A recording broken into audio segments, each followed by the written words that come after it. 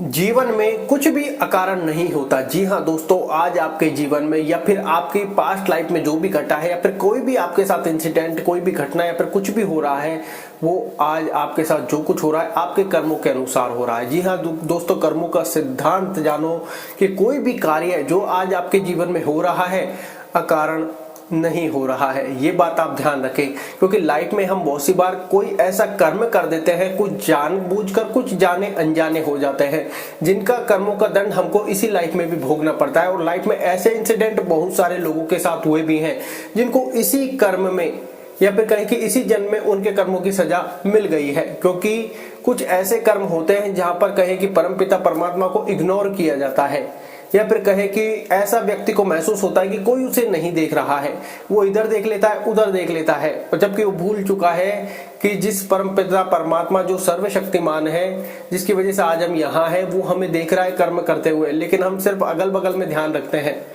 और ऐसा कर्म कर बैठते हैं, और वो भी जानबूझकर अपनी बुद्धि के अनुसार, जल्दी धन प्राप्ति के चक्कर में, या कोई ऐसी परिस्थिति बन जाती है जिसकी वजह से कोई ऐसा कदम उठा लेते हैं जो हमारी परिस्थिति को और लाइफ को पूरी तरीके से डिस्ट्रॉय कर देता है। आगे आने वाली लाइफ में हमको ऐसा लगता है कि ये हमारे साथ क्यों हो रहा है, ऐसा हमारे साथ ही क्यों हुआ है, क्योंकि बहुत से फिर लोगों के कमेंट बदल जाते हैं, कुछ लोगों के सवाल बदल जाते हैं, लोगों की भावनाएं बदल जाती है, ईश्वर को दोष देने लग जाते हैं, लेकिन वो भूल जाते हैं कि हमने ही कोई ना कोई कर्म ऐसा किया होगा जो हमारे पास लौट कर आ रहा है। क्योंकि बिना लौटे कोई भी कर्म नहीं बचेगा, चाहे अच्छे कर्म हो, पुण्य कर्म हो, चाहे खराब कर्म हो, लौट कर आप ही के पास आएगा। इसलिए कहते हैं ज्यादा से ज्यादा हमेशा अच्छा कर्म करने का प्रयत्न करो। छोटे छोटे अच्छे कर्म आपको एक लंबी राह पर ले जाएंगे, क्योंकि जाने अनजाने हम ये सोचते हैं कोई हमें देख नहीं रहा। मैं आपको एक से दो स्टोरी यहाँ पर रिवील करता हूँ जिससे और बेटर समझ में आए।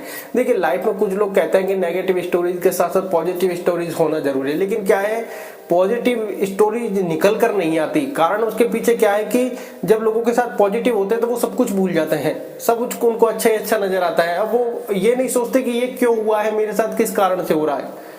दुख में हर व्यक्ति को सब कुछ याद आ जाता है। वो कहते हैं दुख में सुमिरन सब करे, सुख में न पूछे कोई। तो वही वाली कहावत है, दुख में सब व्यक्ति यही सुमिरन करते हैं, यही जानते हैं कि यार ये मेरे साथ क्यों हो रहा है, मेरे साथ ये अन्याय क्यों, प्रभु मेरे साथ ये क्या कर रहा है, भाग्य में क्या लिखा है। सुख में कोई कुछ जानना ही नहीं चाहता कि आखिर क्यों हो रहा है। सुख में तो कोई भगवान की पूजा तक नहीं करता, दुख में तो सब हाथ जोड़कर खड़े हो जाते हैं। इसलिए नेगेटिव स्टोरीज ही हमेशा निकल कर आती है। जैसे आपने वो स्टोरी जो जिसमें एक जज साहब वाली सुनी होगी कि जज साहब के उधर कहें कि मकान के वहां रोड पर कोई एक व्यक्ति कोई मर्डर जैसा इंसिडेंट कर रहा था, तो वहां पर वो जज साहब से टकराया। जज साहब ने देख लिया कि ये यही है। अब जज साहब अपने काम पर वापस चले गए, क्योंकि वो एक डे रूटीन होता है, और वही केस जज साहब के उसमें आए, जबकि वो जानते थे मुजरिम कौन है।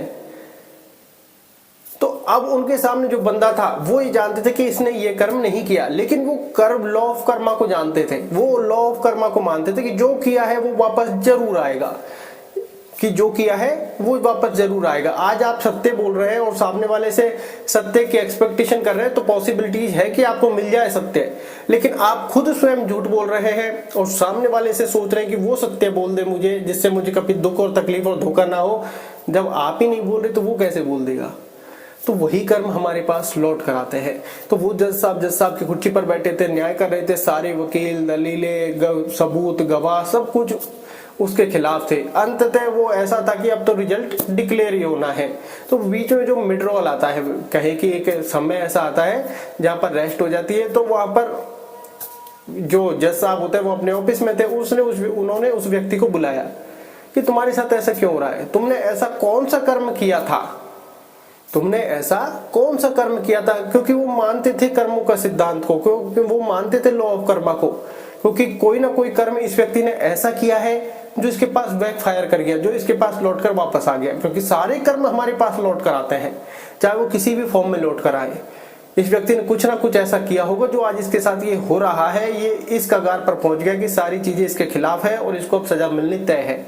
तब ये व्यक्ति कबूल करता है कि आज से कोई 10-11 साल पहले मैंने कोई ऐसी घटना की थी जिससे मेरे साथ कोई अपराध हो गया, और मुझे ऐसा लग रहा था किसी ने मुझे नहीं देखा, और मुझे काफी समय हो गया था, ऐसा लगा कि अब इस अपराध का कोई दंड ही नहीं है और मैं बच गया हूं, ऐसा मुझे प्रतीत होता था। क्योंकि ऐसा लग रहा था कि जैसे किसी ने देखा ही नहीं है, और वो अपराध करे हुए काफी टाइम हो गया, 10-11 साल लगभग हो गए। तो वो ऐसा लग रहा था कि मैं फ्री हूं, मैं छूट गया हूं, लेकिन नहीं, वो कहीं ना कहीं उसके जो पुण्य कर्म थे वो चलते आ रहे थे इतने टाइम से। कहीं ना कहीं पुण्य कर्म थे वो चलते आ रहे थे। जहां इसका ये कर्म बना, जहां इसने सोचा कोई नहीं है और कर्म कर दिया, इसका दंड तो मिलना ही था। वो कहते हैं ना, कोई भी कर्म आपका व्यर्थ नहीं जाएगा, चाहे वो अच्छा कर्म हो चाहे वो खराब कर्म हो, हर कर्म का फल निश्चित मिलेगा। चाहे इस जन्म में मिले, चाहे उस जन्म में मिले, चाहे अगले जन्म में मिले, कर्म का फल निश्चित मिलेगा। वो कुछ लोग आज तैयारी कर रहे हैं तो हो सकता है इस जन्म में वो फल ना मिले, कोई और जॉब लग जाए, कोई और जॉब लग जाए, लेकिन ये कर्म आपका व्यर्थ नहीं जाएगा। ये सबको पता है कि कर्म कभी व्यर्थ नहीं जाता। आज आप सो रहे हैं वो भी व्यर्थ नहीं जाएगा। तो अब उस व्यक्ति से जब जज साहब पूछते हैं कि जज साहब, आज से 10 साल पहले मैंने ऐसे ऐसे किया था, मुझे लग रहा था कोई नहीं देख रहा है, लेकिन मुझे नहीं पता था कि परमपिता परमात्मा का न्याय कुछ अलग ही है। आज से 10-11 साल पहले जो कर्म किया था, आज वो वही मेरे साथ हो रहा है। पहले मैंने उस कर्म में किसी को और को फंसा दिया था और उसको उम्र कैद की सजा हो गई थी। तब मुझे ऐसा लगा कि सारा मामला रफा दफा हो गया है और मैं फ्री और सेफ हूं। लेकिन आज किसी और ने यही कर्म कर दिया है और मुझे उसमें फंसा दिया है। आज मुझे इसमें फंसा दिया है और सारे सबूत, सारे गवाह, सारे वकील, सब कुछ मेरे खिलाफ है। और आज मैं उस मुकाम पर पहुंच गया हूं जहां पर मैंने उस व्यक्ति को पहुंचाया था। और आज अभी थोड़ी देर के बाद हो सकता है मुझे यही सजा मिले, क्योंकि सारे कर्म मेरे अब याद आ गए हैं, कि सारे कर्म मेरे मुझे अब याद आ गए हैं। और व्यक्ति को महसूस हो जाता है, ये बात आप ध्यान रखें, अच्छे वाले को महसूस हो गया नहीं कि अच्छे कर्म कौन से मैंने किए थे, क्योंकि अच्छे कर्म बिल्कुल छोटे छोटे रूप में होते हैं। पशु पक्षियों को दाना डालना, ये छोटे छोटे बहुत सारी चीजें हैं। लेकिन जो बड़ा कर्म अपराध करते हैं और जिसकी बड़ी सजा जब हमें मिलती है, तो वो अकारण बिल्कुल नहीं होती। कि लाइफ में ऐसा नहीं कुछ भी अकारण हुआ है, चाहे आपने कोई भी कर्म किया हो वही आपके पास लौट कर आया, ये बात आप ध्यान रखें। तो अब यहाँ पर ये समझने वाली बात थी कि दुख वाली परिस्थिति को उस व्यक्ति ने तुरंत ऑब्जर्व कर लिया कि आज से 10 साल पहले मैंने ये कार्य किया है, आज मेरे पास लौटकर वापस आ गया है। और ऐसे लाइफ में बहुत लोगों ने ये एग्जाम्पल्स दिए हैं कि इस लाइफ में जो हमने कर्म किया था, जहां पर ऐसा लगता है कि कोई नहीं देख रहा है, वहां पर law of Karma, law of universe, कर्म का सिद्धांत खुद काम करता है कि कोई भी चीज व्यर्थ नहीं जाएगी तुम्हारी, चाहे कैसा भी कर्म हो। जैसे लाइफ में मैंने जो वीडियोस बनाई है उसमें पहले भी मैंने एक स्टोरी रिवील की थी कि एक व्यक्ति ने कुछ ऐसा कार्य कर बैठा, वो जान अनजाने बस, जहां पर उसको लग रहा था कि कोई नहीं देख रहा है, और वो गलती पे गलती करता चला गया। और उसका ऐसा डाउनफॉल आया उस समय, या फिर कहें कि उस जीवन में, जहां उसको ऐसा लग रहा था कि ये सब कुछ खत्म हो गया है। जैसे पहले वाली स्टोरी में लग रहा था, सेम ऐसे दूसरी वाली स्टोरी में भी उस व्यक्ति को ऐसा लगता है कि कोई नहीं देख रहा है, क्योंकि व्यक्ति अगल बगल में और इधर उधर देख रहा है, गेट लगा लेता है कि कोई नहीं देख रहा। लेकिन कर्मों का सिद्धांत ये कहता है तुमको कोई सा भी कर्म कर लो, चाहे तुम सो जाओ, गेट बंद कर लो, चाहे बिल्कुल रजाई में घुस जाओ, जो भी तुम कर्म कर रहे हो, लॉ ऑफ कर्मा यही कहता है कि सब कुछ का फल मिलेगा। चाहे आप सो जाओ, चाहे पूरे दिन सो, सब का फल निश्चित मिलेगा। तो कोई नहीं देख रहा तो उसमें आप कैसे बच सकते हैं। एक बार एक जानकार ने हमारे ने बड़ी अच्छी बात कही थी, जब हम ऐसे ही, वो कहते हैं ना बहुत सी बार एक महफिल सी जम जाती है, तो वो उस टाइम ये बोल रहा था कि ये लोग तो क्या है, बेवकूफ हैं। एक धर्मात्मा टाइप थे, पंडित जी थे, वो उन्होंने एक बड़ी शानदार बात की, क्योंकि व्यक्ति गेट लगा रहा था, प्रिकॉशंस कर रहा था, और कुछ एक व्यक्ति पार्टी शार्टी का जुगाड़ बना रहा था। उस टाइम पे उन्होंने ये कहा था कि तुम किससे बच रहे हो। ये मेरे आज तक ये बात याद है कि तुम किससे बच रहे हो, तुम उससे कभी बच सकते हो। आज जो भी तुम कर्म कर रहे हो, क्या ये कर्मों का फल तुम्हें नहीं मिलेगा? चाहे तुम अच्छा कर रहे हो, बुरा कर रहे हो, ये बात की बात है। तुम जिस तरीके से गेट लगा रहे हो, प्रिकॉशंस कर रहे हो, अपना बचाव कर रहे हो, अगल बगल में देख रहे हो, किससे कर रहे हो ये तो समझाओ। इस मानव से जो तुम्हारे साथ इसमें पार्टी शार्टी में खुद ही लीन हो जाएगा। अरे डरना है तो उससे डरो, या फिर जो तुम कर्म कर रहे हो पूरे करते रहो, कि जो तुम कर्म कर रहे हो पूरे करते रहो। डरना है तो उससे डरना है। तुम ये मत जीवन में कभी मत सोचना। तो उन्होंने एक बात कही कि जीवन में चाहे कैसा भी कर्म हो, तुम कभी ये ना सोचना, चाहे अच्छा कर्म हो चाहे बुरा कर्म हो, कि कोई तुमको देख नहीं रहा है।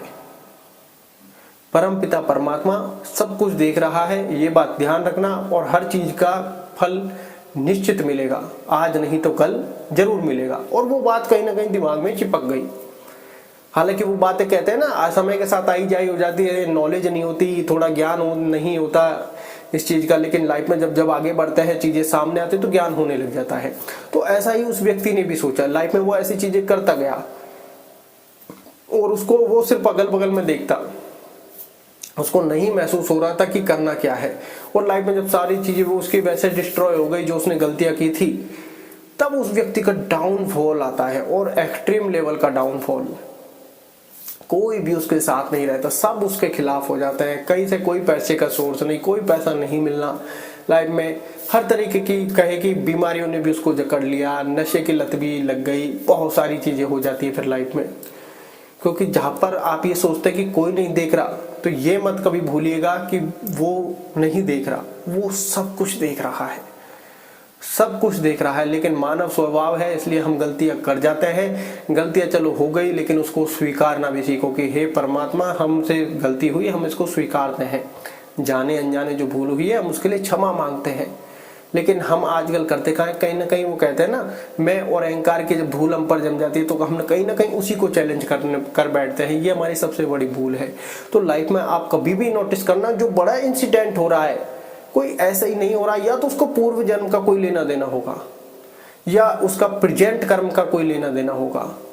एक बार जब उससे पूछेंगे और उस व्यक्ति के याद होगा, वो जरूर हो सकता है ना भी बताए, लेकिन 1% चांस होगा कि वो जरूर बता देगा। क्योंकि अब उसको पता है कि लाइफ, और ये बात शायद वो किसी और व्यक्ति को नहीं बताता कि 10 साल पहले उसने कर्म किया है, लेकिन जज साहब थे, अब उनको पता था कि इस व्यक्ति ने कुछ ना कुछ ऐसा किया है। और जज साहब से क्या ही छिपाना, व्यक्ति अपने आप से छिपाता है, अपने लोगों से छिपाता है, लेकिन सामने वाले से, जिससे आप एक बार टकरा रहा है, जो न्याय कर रहा है, उससे क्या छिपाना। व्यक्ति क्या है, समाज से डरता है, लोग क्या कहेंगे, लोग क्या सोचेंगे, इससे डरता है। लेकिन जो सामने वाले जज साहब बैठे थे, उसको सब कुछ बता दिया। तो व्यक्ति को यह महसूस होता है कि कुछ भी अकारण नहीं होता जीवन में, हर कर्मों का फल निश्चित मिलेगा, चाहे वो कर्म अच्छे हो चाहे वो बुरे हो। आप अपने जीवन में शांति को थोड़ा सा अपनाएं, क्योंकि जितनी जीवन में शांति रहेगी, मानसिक शांति रहेगी, उतना आप और अच्छा बेटर कर पाएंगे और सोच पाएंगे। उसके लिए आप मेडिटेशन, ध्यान, व्यायाम, योगा, प्राणायाम करने का जरूर प्रयत्न करें। क्योंकि पहला सुख निरोगी काया। जब समय तकलीफ दुख भरा समय आता है, तो उस समय हम इतने डिप्रेस्ड, या हमारी मानसिक संतुलन इतना बिगड़ जाता है कि शरीर का भी तो आता पता ही नहीं रहता, बीमारियां और अलग से लग जाती हैं। तो आप ये ध्यान रखें कि कोई भी कर्म आपका व्यर्थ नहीं जाएगा, चाहे कैसा, इतना से लेकर चाहे कितना ही बड़ा कर्म हो, हर कर्म का फल निश्चित मिलेगा। ये बात आप ध्यान रखें। इसलिए कर्म करने से पहले एक बार जरूर सोचें। धन्यवाद।